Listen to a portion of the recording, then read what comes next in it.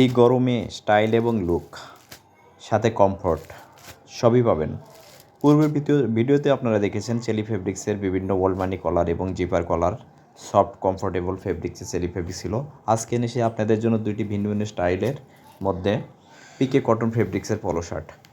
প্রত্যেকটা গার্মেন্টস সাধারণত পিকে cotton fabrics দ্বারা তৈরি, নিজস্বভাবে নিটিং ডাইং করা এবং এক্সপোর্ট বায়ারের শিপমেন্টের পরে যে এক্সট্রা ফেব্রিক থাকে সাধারণত সেগুলো সংগ্রহ করে আমরা এগুলো এনেছি। এই যে একটা ব্র্যান্ড দেখুন টেসলা এবং স্টাইলার এর আগে দেখলেন।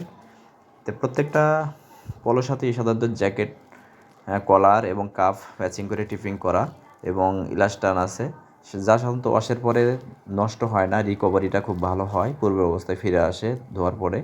এটা চমৎকার একটা কলার ইউজ করা হয়েছে, জ্যাকেট কলার ডিজাইন করা, সাধারণত ওয়াশে কোনোভাবে এগুলো নষ্ট হবে না, চমৎকার এমব্রয়ডারি করা। এই একটা কম্বো দেখুন ওলমানি কলারের স্টাইপের ভিতরে সিঙ্গেল জার্সি ইলাস্টান ফেব্রিক। গুরুত্বপূর্ণ হলো সাইড স্লিট টেপ দ্বারা তৈরি এবং প্রত্যেকটা বডিতে সাইড স্লিট, যা ওয়াশের পরে সাধারণত গার্মেন্টস ঘুরে যায় না। ফেব্রিক দেখতে পাচ্ছেন স্যাম্পল, চমৎকার বাটন ইউজ করা হয়েছে, ম্যাচিং করে টিপিং ইউজ করা হয়েছে, কলার কাপ ম্যাচিং করা হয়েছে।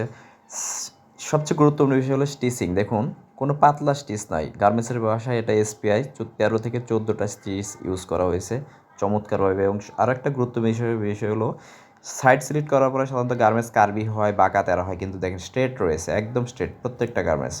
প্যাকিং করা হচ্ছে, যে গার্মেন্টসগুলোতে সাদা প্রিন্ট থাকে সাধারণত ওয়েল টিস্যু ইউজ করা হয় চমৎকারভাবে, এবং ডার্ক কালারগুলোতে আমরা ওই টিস্যু ইউজ করি এবং প্রত্যেকটা গার্মেন্টসে বোর্ড ইউজ করা হয়েছে। তো যারা নিতে চান দ্রুত ইনবক্স করুন ইনশাআল্লাহ। ভালো থাকুন, সুস্থ থাকুন।